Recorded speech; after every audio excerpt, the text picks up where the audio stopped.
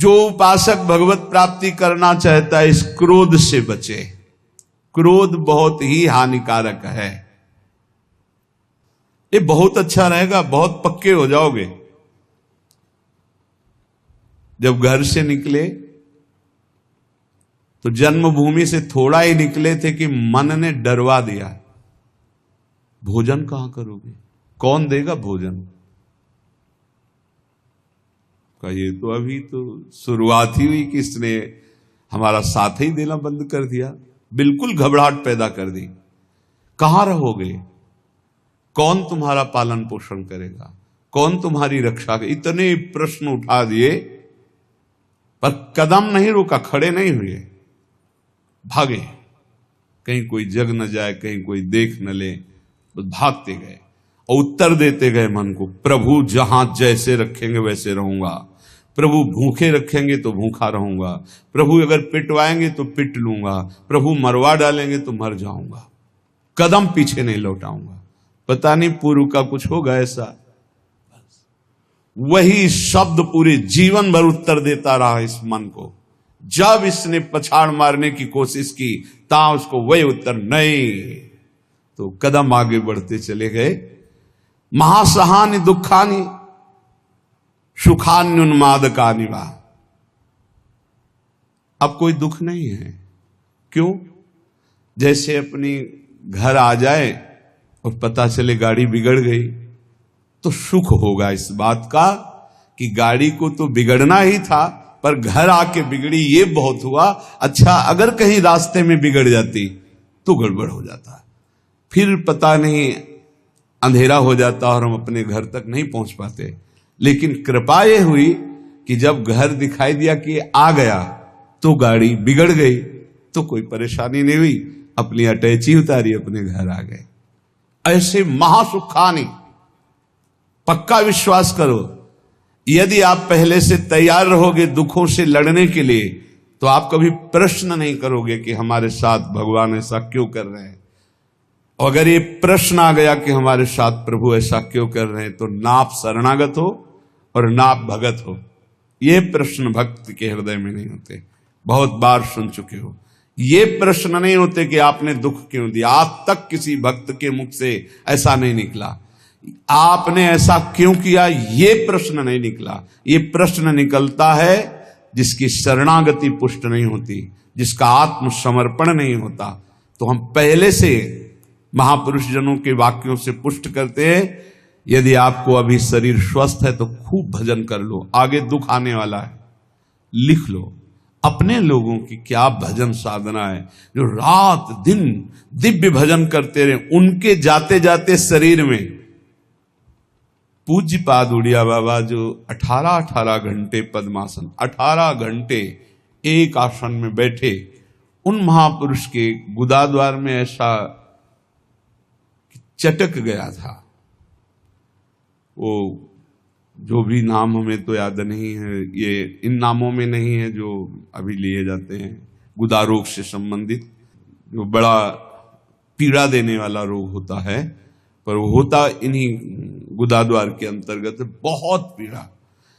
पर वो ऐसी स्थिति में भी पद्मासन में अपने आसन में बैठते थे, कोई औषधि प्रयोग नहीं। बोले इसका तो केवल ऑपरेशन होता है, बोले कोई जरूरत नहीं। कई महीने तक पीड़ा देता रहा, फिर गायब हो गया। क्यों? क्योंकि उतना ही प्रारब्ध है। वो जहां अपना कष्ट भुगवा दिया खत्म हो जाएगा, बिना औषधि के खत्म हो जाएगा। हिम्मत रखना। बड़े बड़े महापुरुषों के शरीरों में कष्ट आया है तो पहले से तैयारी कर लो। भला हम कष्ट की तैयारी क्यों कर ले? क्योंकि हमें सुख भोगना है। देखो, जन्मभूमि से 5-7 कोस गंगा जी, नंगे पैर ऐसे जाया जाता था गंगा स्नान करने। छोटे छोटे बच्चे थे, साथ जाते, नंगे पैर चलाया जाता, क्योंकि गंगा स्नान करने जाए, बड़ा भाव रहता है, पवित्र भाव, जाग साष्टांग दंडोत। तो ये गर्मी सहते हुए नंगे पैर जा रहे हैं, गंगा स्नान करके फिर नंगे पैर आ रहे हैं। क्यों? क्योंकि गंगा जी पाप हारणी है। पाप नष्ट होगा तो क्या होगा? बोले सुख मिलेगा। सुख की लालसा से इतना कष्ट सह, निर्जला एकादशी रह रहे हैं, एक बूंद पानी नहीं पी रहे, कष्ट सह रहे। ये कष्ट क्यों सह रहे? बोले इससे भगवान की भक्ति मिलेगी, पाप नष्ट होगा, हृदय में शांति सुख मिलेगा, धर्म बनेगा। जानबूझ करके जो कष्ट सहा जाता है, उससे जो जानबूझकर पाप किए गए वो भस्म हो जाते हैं। तो हम पहले से महासहाने दुखानी, भक्ति मार्ग में चलने के लिए पहले से कमर कस लें। हमारा अपमान होगा, हमारे शरीर में असाध्य रोग हो सकता है, हमें कोई भारी संकट विपत्ति घेर सकती है। क्यों? क्या भक्ति मार्ग वाले को ही मिलता है? नहीं, भोगना तो सबको पड़ता है, पर भक्ति मार्ग वाले को तैयारी इसलिए करनी कि लड़खड़ा के रुक न जाए, उसको इस क्षेत्र को क्रॉस ही करना है। इतना सबको क्रॉस करना पड़ता है। जैसे आगे की यात्रा बड़ी सुखद है, पर 1 किलोमीटर बहुत कष्टप्रद है, तो आप पहले तैयारी कर लीजिए, जल पी करके, खा पी के तैयार कर कि अब हमको 1 किलोमीटर कष्ट में व्यतीत करते हुए दौड़ना है। ऐसे जाना होता है इस मार्ग में। तो खा पी के, शास्त्रों का स्वाध्याय करके, सत्संग सुन करके, संतों के चरित्र सुनकर हम परिपक्व होते कि ऐसी भीषण कष्ट की अवस्था में भी मुझे भजन करना है। और भाग पड़ो, रुको मत। देखो, अगर इस मार्ग में तुम्हें जीतना है तो एक जिद्दी स्वभाव बनाना होगा। ये हमारे अनुभव की बात है। बड़े महापुरुषों के जीवन दिनचर्या को देखकर उसी का नकल करने की कोशिश की, अनुसरण करने की कोशिश की कि वैसे ही चलना है। कैसी भी परिस्थिति हो, हमारी दिनचर्या नहीं टूटनी चाहिए, बस आप जीत जाओगे। जरा सा कुछ शरीर में होता है तो कहां है वो, दिखाई नहीं, थोड़ा शरीर अस्वस्थ है, ये विषयी पुरुषों का होता है। ये शब्द विषयी पुरुषों का होता है, भगवत पार्षद साधकों का नहीं होता है। साधकों का नहीं होता है। किसी भी परिस्थिति में अगर जान है तो दिनचर्या है, पकड़ो, हमें ले चलो। नहीं, ऐसे चलने लायक नहीं, चलो व्हील चेयर में बैठा लो, ले चलो, ये हमारा टाइम है चलने का, चलाओ। बिल्कुल जिद्दी स्वभाव, किसी की ना सुनना, अपनी दिनचर्या को भगवान मान करके चलना, बस जीत जाओगे, जीत जाओगे। कोई भी परिस्थिति परास्त नहीं कर सकती, कोई भी परिस्थिति। केवल आप बल रखो अंदर भगवान का, और अपनी दिनचर्या को प्रमाद स्थिति में मत देखो। नहीं, ये तो बहुत बड़ी हानि हो जाएगी, मेरे मन को ये प्रमाद करने की आदत बन जाएगी। ऐसा नहीं होगा। हमने बड़े महापुरुषों को देखा है, दिनचर्या भगवान का स्वरूप। कैसी भी परिस्थिति में यदि दिनचर्या को आपने टालना नहीं सीखा तो जीत जाओगे। हम जहां खड़े होते हैं वहीं खड़े होंगे, जिस टाइम खड़े होते हैं उसी टाइम खड़े होंगे, जिस टाइम बैठना उसी टाइम बैठेंगे, जिस टाइम लेटना उसी टाइम लेटेंगे। हर काम घड़ी से होता है, 1 मिनट का अंतर कभी नहीं। तो ऐसे नहीं, लड़ना सीखो, हारना नहीं। बड़ी भीषण गर्मी है, पहली बार सृष्टि में गर्मी पड़ रही है।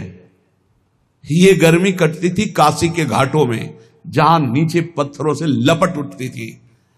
पीने के लिए बिस्लरी नहीं, गंगा जल, जो ऊपरी तह में गंगा जल खौलता हुआ ऐसा गर्म दिखाई दे। गंगा जल के 2 स्वरूप होते हैं। जैसे सर्दी में ऊपर एकदम ठंडा, नीचे इतना डुबकी लगाओ तो गर्म। अब गर्मी में है ऊपर गर्म, नीचे ठंडा। वो हम लोग वहां रहे तो पूरी प्रक्रियाएं सब पता है। दिन में पंडों की छतुरी और रात में ऐसे बस वही मार्किन जो पहने वही बिछा ले, आग, पसीना पसीना पसीना। ठीक 2 बजे वो दुप दुप वाली घड़ी छोटी, बस सूर्य दिनचर्या जल लिए विश्वनाथ। अपने जीवन को ऐसा बना लो मजबूत, कोई भी रोग दोष दुख विपत्ति संकट प्रभु के चिंतन से ना हटा पावे। वो देखते हैं, प्रभु देखते हैं मेरे लिए कितना समर्पण है, मेरे लिए अब तो कष्ट है ऐसा। आप आराम से शयन करना सीखे अगर, तो आप साधक नहीं हैं। आज तक कभी चलो सोया जाए ऐसा दिमाग में रख के नहीं लेटा गया है। करवट लिए बैठो, मंत्राकार वृत्ति, सीधे लेटे मंत्राकार वृत्ति। अब जब आ गई नींद आ गई, अपने समय से फिर उठ गए। हम सोने के लिए नहीं लेटते, हम लेटकर भी भजन करते हैं, भजन के लिए लेटते हैं। हम इसलिए बता रहे हैं कि इसको पकड़ो, यही तुम्हारी लड़ाई है। जब तुम खाली लेटोगे सोने के लिए तो काम वेदना और नाना प्रकार के विषय चिंतन उस समय हावी होंगे, और जब तुम भजन करते हुए भजन की वृत्ति में लेटोगे तो लेटे लेटे मंत्र सुन रहे हो, भजन कर रहे, कब सो गए आपको पता नहीं चला, निर्विकार स्थिति में। और जब जगोगे तो निर्विकार स्थिति में, और ऐसी स्थिति में जब स्वप्न आएंगे तो निर्विकार भजन वाले महापुरुषों का सानिध्य, भगवत प्रेमी संतों का संग। कैसे तुम्हें बताएं, एक से एक कोई दिन ऐसा नहीं जिस दिन एक से एक महापुरुषों का मिलन ना हो, एक से एक महापुरुषों का मिलन। क्यों? भगवान सब रूपों में है, उन्हीं की शरण में, उन्हीं का निरंतर चिंतन है, तो वो अपने भक्त का मनोरंजन करते हैं। भक्तों का मनोरंजन किससे होता है? भगवान से। भक्त जन मनोरंजन भगवान का नाम। तो कैसे मनोरंजन? जैसे आदमी थक जाता है तो बोले अभी लगाओ थोड़ी देर देखे, तो भक्त को विश्राम देने के लिए भगवान क्या करते? स्वाप्न में अपनी दिव्य लीलाएं, कभी किसी भक्त का सानिध्य, कभी वो जगह परमानंद में डूब रहा है, आज तो हमें कबीरदास जी के दर्शन हुए, आज तो हमें महापुरुष के, आज राधा बाबा के एकदम आनंद मगन, आज तो प्रभु देखो कैसी ये लीला दिखाई, बड़े बड़े दिव्य भाव। कब? जब शयन करने के लिए शयन नहीं कर रहे, भजन करते हुए शयन कर रहे। जितना हमारा समय है लेटने का, बस उतना ही समय है, उसके अलावा नहीं। थक गए होगे आप, लेट जाओ। आसपास जैसे सेवा में जो रहते हैं, हाँ ठीक लेट जाएंगे, अभी 35 मिनट है लेटने वाले समय को। फिर खड़े हुए, 4 कदम चल के आए, फिर बैठ गए। आप पूरा हो जाओ, हाँ बिल्कुल समय हो गया। कांटे पे समय आया, लेट गए, कांटे पे समय आया, उठ गए। इससे आपको वो पावर मिलेगा जो आपको परास्त नहीं कर सकता। जब साधक के सुनते हैं कि थोड़ा स्वास्थ्य आज अनुपस्थित इसलिए रहे हैं, साधक का मतलब होता है कि उठ के चल ना पावे तो ए भाई हाथ जोड़ो 2 जनों से, हमको उठा के वहां ले चलो। उपस्थिति अनिवार्य है, हम वहां उपस्थित रहेंगे, हमारा ये समय उपस्थित रहने का है। बैठ नहीं पाएंगे तो सीढ़ी में लेट के सुनेंगे, लेकिन हम वहां उपस्थित रहेंगे। ऐसा जब जिद्दी स्वभाव होता है तब माया मां की तरह दुलार करती कहती निकल जाओ। तो महासहानि दुखानि, ऐसे किसी के विषय में अगर जानना है तो या तो सोई जाने जे देव जनाई, और या हर समय रात दिन उनके साथ रहो तो जान सकते हो। बाहर से तो आप केवल कुछ समय के दृश्य को देखोगे, अपनी बुद्धि के तराजू में तोलोगे तो तुम्हारी बुद्धि कितनी है वो तुम हरि जाने। महासहानि दुखानि, ये शब्द बहुत अमृत है। यदि ऊपर उठना है तो इस शब्द को गले लगाना पड़ेगा। भगवत मार्ग में चलना है तो इस शब्द को गले लगाना पड़ेगा। महासहानि दुखानि, तब आगे आएगा सुखान्युन्माद का निवा, महान उन्माद प्रकट करने वाला सुख मिलेगा। फिर वृंदावन दृढ़ प्रीति में, प्रिया प्रीतम से, वृंदावन से, नाम से दृढ़ प्रीति प्रकट हो जाएगी। खत्म संसार चक्र। श्रीमद वृंदाटवी कुंज पुंजे नित्य विहारिणौ, गौर श्याम महाश्चर्य किशोरौ मम जीवनौ। श्री वृंदावन के निकुंजों में जो नित्य विहार करने वाली गौर श्याम महाश्चर्य में जोड़ी है, यही मेरा जीवन है, यही मेरा सर्वस्व है। मंद प्रज्ञास्त एवात्र मंद भाग्यास्त एव ही, ये वृंदावन माश्रित राधा कृष्ण न भेजिरे। स्वामी अनंग बोधाश्रम स्वामी जी, देखो ऐसी धूप में रेत कैसी होती जानते हो? जैसे चना डाल दो तो भून जाए, ऐसी रेत होती गंगा जी की। हम चले हैं, उस पे रहे हैं, पैर रखो तो ऐसा लगता है जैसे तपते हुए तवा में रख दिया, जो जहां शुष्क रेत है ना, एकदम सूखी रेत, वो बिल्कुल भुनी हुई, ऐसे लगते है कि बस अन्न डाल दो तो लावा बन जाए, भुन जाए, ऐसी रेत। और आप दिगंबर उसी में रहते थे, रात दिन 24 घंटे। जैसे दोपहर में कोई बहुत दया करके भिक्षा देने जाता, अरे स्वामी जी, अरे पैर रखते ले बोलता, ऐसे कहते, ऐसे रेत लेते, ऐसे फिर अच्छा खड़ा हो जाया शीतल।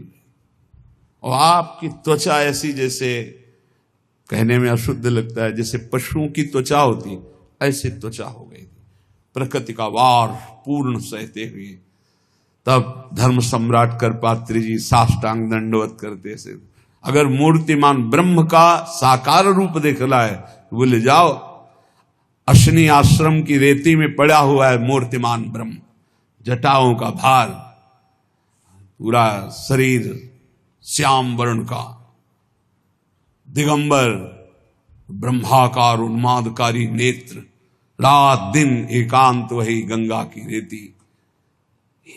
महापुरुषों ने भगवत प्राप्ति के लिए, ब्रह्म बोध के लिए इस देव भाव का पूर्ण विस्मरण कर दिया। प्राया सुकृति नाम अर्थे देवायांति सहायताम, अपंथानम तु गच्छन्तम शोदरोपि विमुंचति। जब कोई सही मार्ग में चलने लगता है, दूसरों को सुख पहुंचाने की बात बोलता है, तो दैवी शक्तियां उसकी रक्षा में हो जाती हैं, वो अकेला नहीं रहता। जब कोई धर्म से चलता है, नाम जप करता है, दूसरों को सुख पहुंचाने की बात सोचता है, तो भागवतिक दैवी शक्तियां उसकी सहायता में हो जाती हैं। और जब कोई कुमार्गगामी होता है, अपंथानाम तु गच्छन्तम, गंदे आचरण में चलता है, तो उसका अवसर पर सगा भाई भी साथ नहीं देता है। दैवी शक्तियों की तो बात क्या जाने दो। अपंथानाम तो गच्छन्तम सोदरोपि विमुंचति, जो उदर से, उसी उदर से प्रकट हुआ सगा भाई, वो भी त्याग कर देता है, उसका कोई साथ नहीं देता। इसलिए प्रायः सुकृति नाम अर्थे देवायांति सहायतम, सुकृतिवान बनो, धर्म मार्ग में चलने वाले बनो, भगवान नाम स्मरण करने वाले बनो, सब दैवी शक्तियां तुम्हारी सहायता करेंगी बिना मांगे। कुमार्गगामी बनोगे तो दैवी शक्तियों की बात जाने दो, तुम्हारा कोई मित्र भी, तुम्हारा सगा भाई भी तुम्हारा साथ नहीं देगा, उसको भी रोक दिया जाएगा। भागवतिक सिस्टम बाधा पहुंचा देगा, वो तुम तक पहुंच ही नहीं पाएगा। कुमार्गगामी मत बनो।